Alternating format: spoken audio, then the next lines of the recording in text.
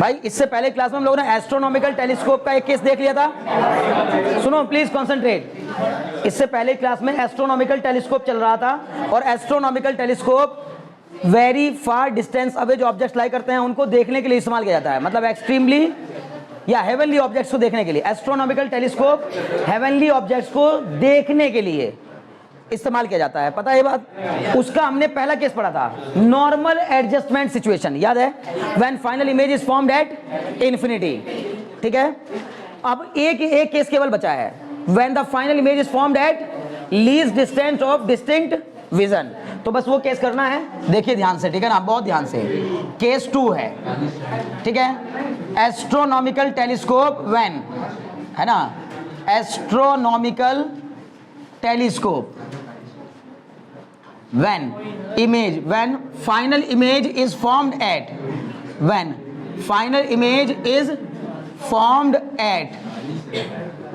Capital D मतलब least distance of distinct vision.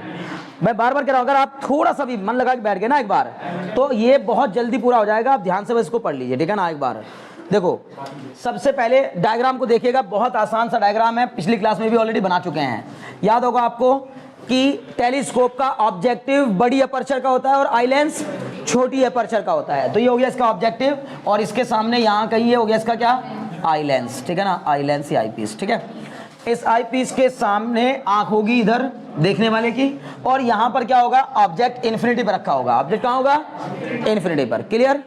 Infinite से lights आएंगी आपस में एक दूसरे के पैरेलल, बहुत बढ़िया। वो लाइट रेज जो कि एक दूसरे के पैरेलल आएंगी आफ्टर रिफ्रैक्शन, ये यहां, ये वाली ऐसे सीधी, और ये वाली यहां पर मीट करेगी। बोलो बात समझ में आ रही कि नहीं। जहां ये सब की सब कॉन्वेक्स लेंस से कन्वर्जिंग लेंस होता है, इसका मतलब अपने ऊपर पड़ने वाली पैरेलल बीम को कन्वर्ज करके किसी एक पर्टिकुलर पॉइंट पर मीट करा देगा। जिस पर्टिकुलर पॉइंट पर इमेज ये मीट करेंगी, सही मायने में तो यहां जा रहा था, ठीक है ना, वो होता है ना सीधा बनाने के चक्कर।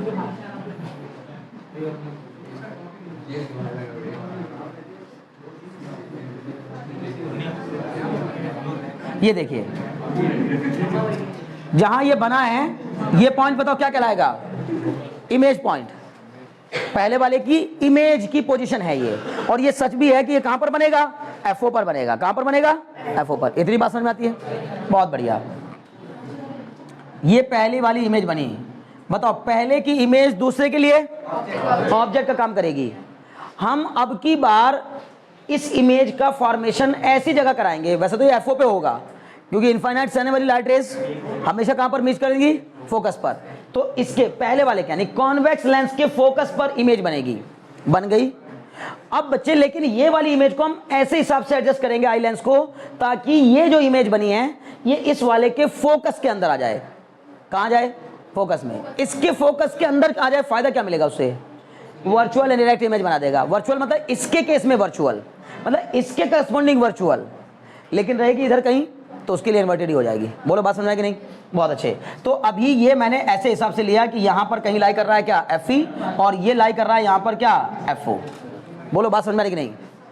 याद करो मैंने आपको बताया था कि हम ऑब्जेक्ट लेंस लेते हैं large aperture large focal length, याद है, इसलिए इसकी फोकल लेंथ बड़ी है, FO बड़ा है। ये समझ रहे हो ना मेरी बात को, कुछ FO बड़ा है, ठीक है। और सर ये जो FE है ये छोटा है, आपकी बार ये FE है। ये FE इसमें क्यों घुस गया अंदर, क्योंकि इमेज उधर बनी है ऑप्टिकल सेंटर और फोकस के बीच में। क्लियर। अब भाई यहां से रेज आएंगी, एक रे ये आएगी, एक रे ये आएगी, देखिएगा ध्यान से सुनिए, ठीक है ना।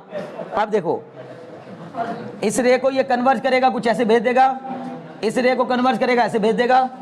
ये रेज पीछे बढ़ाने पर, अरे बाप रे बाप,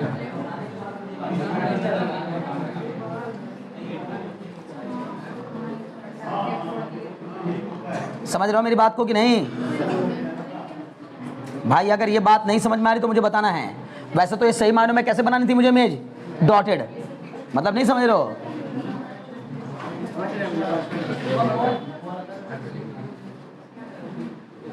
बताओ समझ में आ रहा है कि नहीं। ये क्या बना यहां? Final image. कहां पर बनी है final image? A double dash B double dash. ये फाइनल इमेज कहां पर बनी होगी? हमने एडजस्टमेंट ऐसे हिसाब से किया ताकि ये फाइनल इमेज कहां पर बने? D पर बने, D पर। नहीं समझे? बोलो समझ में आ रहा है या नहीं आ रहा है? एक बार फिर रिपीट कर रहा हूं। सबसे पहले इन्फिनिटी से आने वाली लाइट रेज को इनफाइनाइट से आने वाले पैरेलल बीम को इसने कन्वर्ट किया अपने फोकस पर। वो इमेज जो पहले वाले की इमेज बनी वो दूसरे के लिए ऑब्जेक्ट का काम कर गई। यहां से बहुत सी रेज निकली और इस वाले लेंस पर पड़ी। इस लेंस पर पड़ी तो आगे बढ़ाने पर वो कहीं मीट नहीं कर रही थी, उनको पीछे बढ़ाया तो पीछे बढ़ाने पर मीट कर गई। ऐसा क्यों हुआ? क्योंकि जब भी फोकस और ऑप्टिकल सेंटर के बीच में ऑब्जेक्ट होता है तो कभी भी पीछे उधर की साइड कभी भी मीट नहीं करती है लाइट रेज। समझ लो ना? कॉन्वेक्स लेंस का छठा केस, ऑप्टिकल सेंटर और फोकस के बीच में अगर ऑब्जेक्ट आ जाता है तो कभी भी उस साइड रियल वाली साइड पे मीट नहीं करती हैं। हमेशा किधर मीट करेंगी? जिस साइड ऑब्जेक्ट रखा होता है उधर ही मीट करेंगी। समझ में आ रही बात ना? तो ऊपर की तरफ मैंने इसीलिए उनको कैसा बना दिया? ऐसे डाइवर्ज होता हुआ। पीछे की तरफ बढ़ाया तो कहां मीट कर गई? यहां। जहां मीट कर गई यहां पर क्या बनी? Final image. उम्मीद है ये बात समझ में आ गई होगी। पक्का? बहुत आसान सी कहानी बची। अब कुछ नहीं है, मैंने बताया ना, हो गया काम। यही सबसे इंपॉर्टेंट है। बार बार कर, जिसको डायग्राम समझ में आया कुछ नहीं बचा। कौन मुझे बताएगा बीटा कहाँ है? बस जितना जल्दी ये बता दोगे मजा आ जाएगा उतनी जल्दी। बीटा इमेज की, फाइनल इमेज की चोंच से एक्स एक्सिस को मिलाइए, सॉरी प्रिंसिपल एक्सिस को मिलाइए। ये जो एंगल बना है ये क्या कहलाएगा? बोलो। बीटा। क्लियर है? बहुत अच्छे। ऑब्जेक्ट को डायरेक्टली देखिए। ऑब्जेक्ट को डायरेक्टली देखने पर ये एंगल कितना है? तो फिर ये एंगल भी कितना हो जाएगा?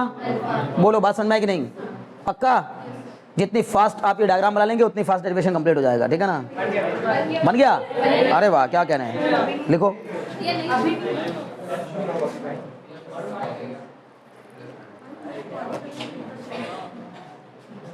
जल्दी से, है ना? चलिए लिखिए, मैग्नीफाइंग पावर। मैग्नीफाइंग पावर, जल्दी से प्लीज डेफिनेशन लिखिए। मैग्नीफाइंग पावर लिखें। Magnifying power of a telescope is defined as, magnifying power of a telescope is defined as, magnifying power of a telescope is defined as the ratio of the angle subtended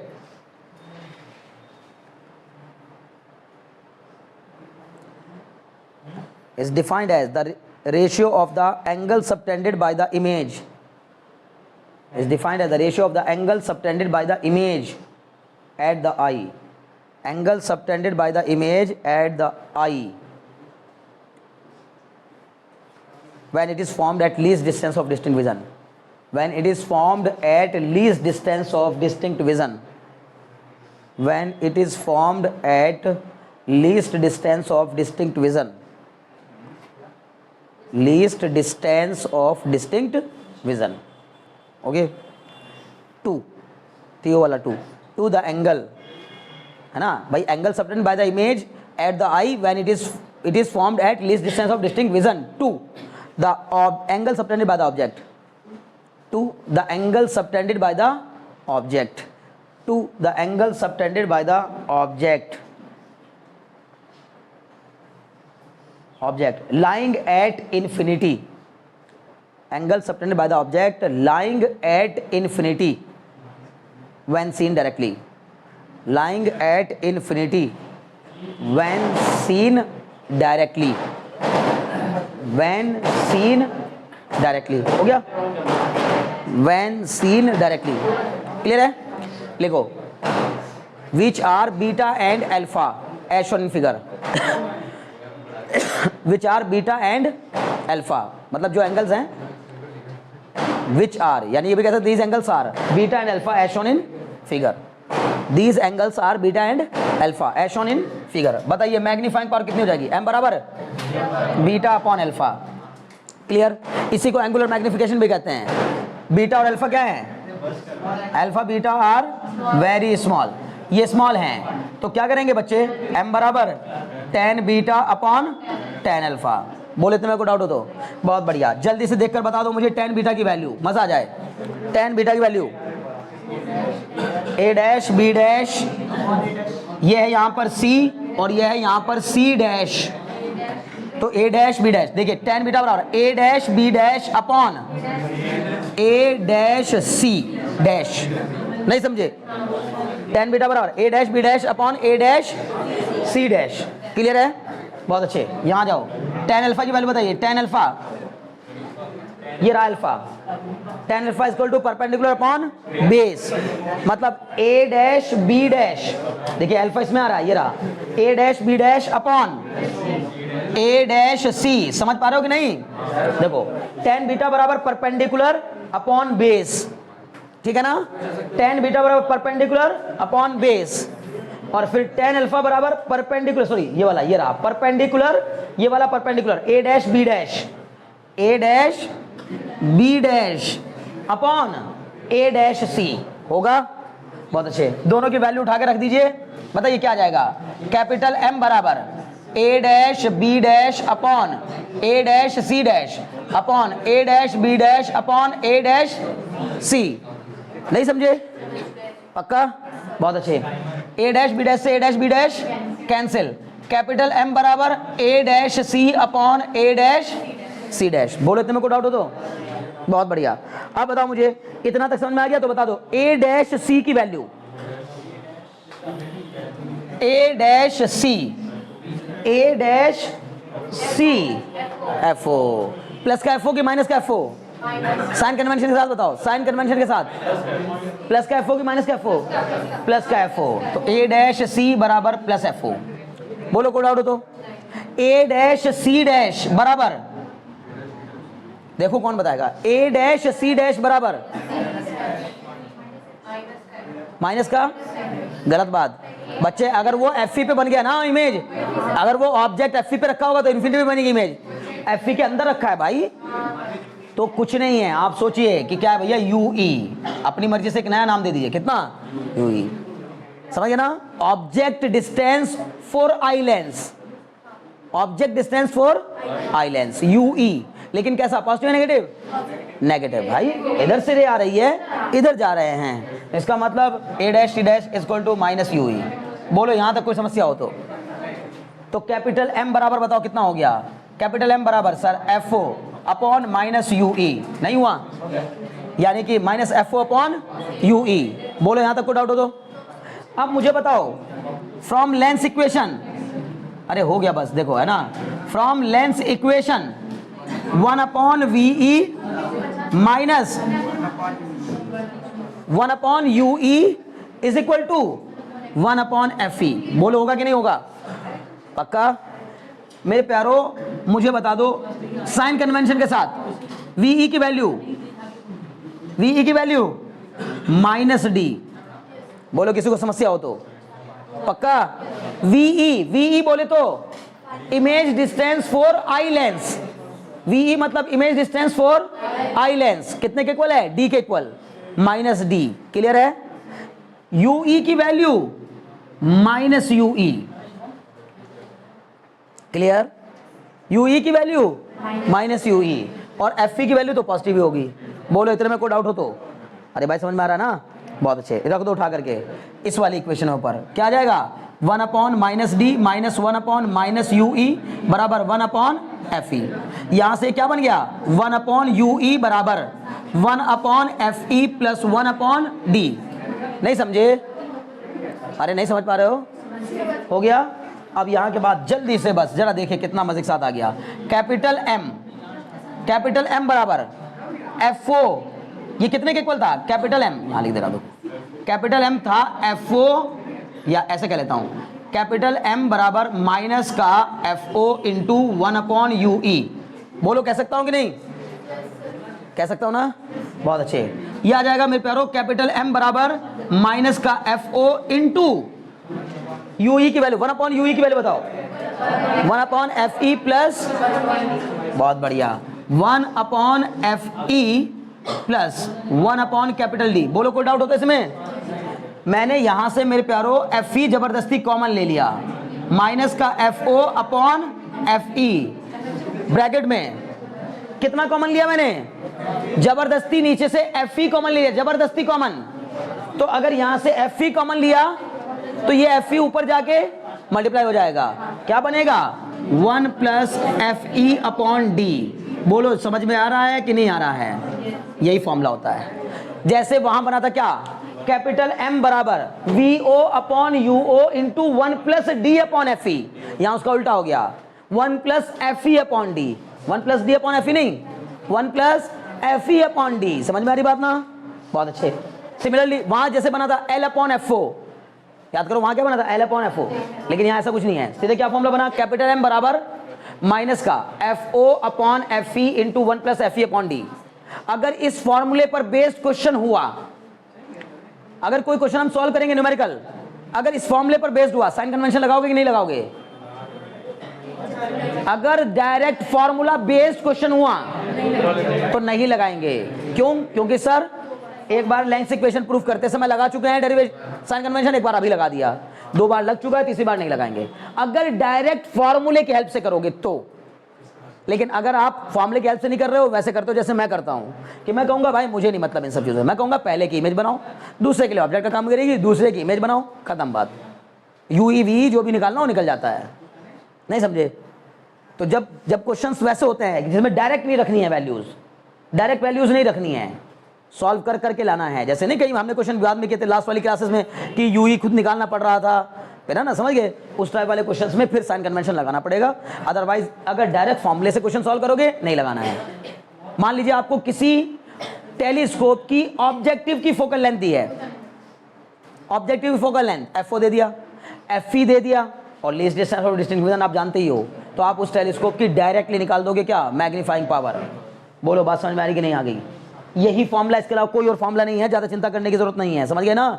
बस यही last formula है। बताओ ये कैसी image बनाई होगी इसने? Finally जो इमेज बनेगी वो रियल एंड इन्वर्टेड होगी। This telescope formed a real and inverted image. Magnified इसलिए नहीं बोलते हैं क्योंकि उससे हमेशा छोटी ही बनेगी। किससे? ऑब्जेक्ट से। हालांकि इतनी मैग्नीफाई हो चुकी होगी कि हमें दिखेगी। पहली वाली थोड़ी बहुत छोटी बनेगी, दूसरी वाली उससे थोड़ा बड़ी बनेगी। भाई पहली वाली जो है वो छोटी बनेगी, छोटी का मतलब उसके केस में तो ये दोनों ही छोटी हैं। जिसको हम देख रहे हैं टेलीस्कोप से जायंट ऑब्जेक्ट को, हेवनली बॉडी को, उसके हिसाब से तो दोनों इमेज छोटी हैं। लेकिन पहले ये बहुत छोटी इमेज बनेगी क्योंकि पहले वो कहां पर बनेगी? फोकस पर, और फोकस पे बनने वाली इमेज बहुत छोटी होती है, डिमिनिश साइज की। लेकिन उस डिमिनिश साइज की इमेज को आई लेंस क्या कर देगा? मैग्नीफाई कर देगा। बोलो बात समझ में आ रही कि नहीं? रियल बनेगी। लेकिन वो रियल का मतलब फाइनली क्या है? इसके हिसाब से वर्चुअल, लेकिन ऑब्जेक्ट के हिसाब से रियल एंड इन्वर्टेड। ऑब्जेक्ट के हिसाब से रियल एंड इन्वर्टेड। समझ गए? बहुत अच्छे। अरे भाई कोई डाउट रह गया क्या? पक्का? बार बार कह रहा हूं, इसको ध्यान समझ लो। एक बार देखो मुझे, मैं फिर कह रहा हूं कोई दिक्कत तो नहीं है कि जल्दीबाजी में तो नहीं हुआ ना? समझ में आ गया? सीधे m बराबर बीटा अपॉन एल। हाँ बोलो बच्चे, कैसी? हाँ रियल एंड इन्वर्टेड बनेगी। अच्छा वेरी गुड, बिल्कुल भाई। रियल इमेज, अब इनका समस्या ये है कि रियल इमेज दिखती नहीं है, तो स्क्रीन बनानी पड़ेगी बच्चे। टेलीस्कोप में प्रॉब्लम मत, परेशान मत हो। टेलीस्कोप में हम ऑलरेडी ये डेवलप कर लेंगे, जहां पर रियल इमेज बन रही है वहीं पर स्क्रीन का फॉर्मेशन करेंगे। ठीक है, इसकी तो रियल बनी है, लेकिन बच्चे वो फिर भी अल्टीमेटली भी रियल ही बनी ना, मतलब फाइनल इमेज तो रियल बनी ना। फाइनल इमेज ऑब्जेक्ट के हिसाब से रियल ही बनी है, बीच में वो इंटरमीडिएट बना। अच्छा एक मिनट सुनो, बीच में जो इंटरमीडिएट बना है वो भी रियल था ऑब्जेक्ट के हिसाब से, और जो फाइनल बना ऑब्जेक्ट के हिसाब से वो भी रियल ही बना।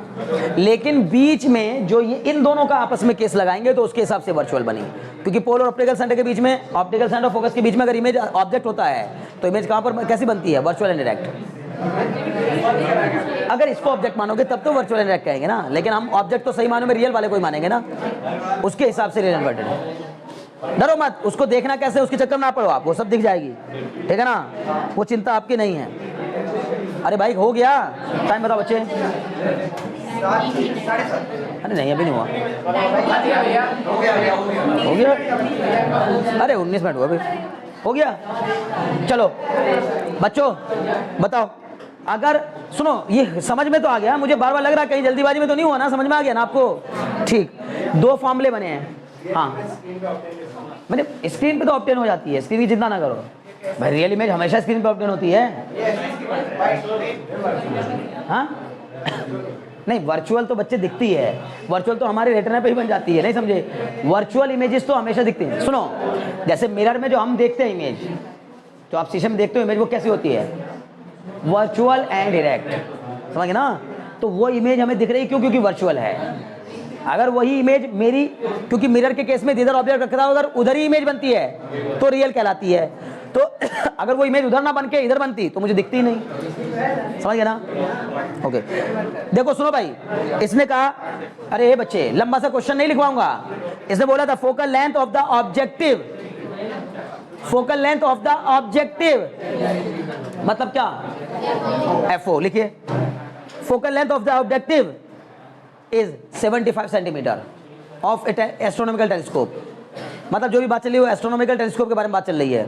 Focal length of the objective 75 centimetre, focal length of the eyepiece 5 centimetre, focal length of the objective 75 centimetre, focal length of the eyepiece 5 centimetre. If the final image is formed at least distance of distinct vision, calculate the magnifying power of the telescope. गजब question है, एकदम आसान, तो कर दो ना बच्चे, paper में ऐसा ही आएगा। पेपर में ये वाला क्यों आएगा बताओ? अच्छा, क्योंकि इस डेरिवेशन के साथ मिल के आएगा ये क्वेश्चन। हाँ -80, वेरी गुड, खत्म, -80। अब देखो कुछ लोग डर गए थे इस चीज़ से कि लो वही करा जो हम लोग चाह, हमें पता था, एक न्यूमेरिकल भी करवाने खड़े ही हो गए सर, है ना? तो भाई न्यूमेरिकल इतना आसान सा है, क्या करवाता? मैं देख के ही मुझे लग रहा था ये तो कर ही दोगे। FO दिया है, FE दिया है, क्या निकालना है? मैग्नीफाइंग पावर निकालनी है। उम्मीद है बात समझ में आ गई होगी। आगे -18, बहुत अच्छे। तो आज हमने, सुनो मेरी बात, एस्ट्रोनॉमिकल टेलीस्कोप को भी पढ़ लिया, कंपाउंड माइक्रोस्कोप पढ़ लिया। अगली क्लास में इसके कुछ मिक्स क्वेश्चन करेंगे और हमारी तरफ से रे ऑप्टिक्स कंप्लीट, समझे ना? एक बार देख करके आइएगा, रे ऑप्टिक्स में कोई और टॉपिक तो नहीं बचा है। अरे क्या बातें करते रहते हो, है ना? छोड़ दो, ठीक है? हो गया आज के लिए, मुझे लगता है फिजिक्स में इतना काफ़ी है ना? अगली क्लास में मुझसे आगे पढ़ेंगे, ठीक है ना कहानी?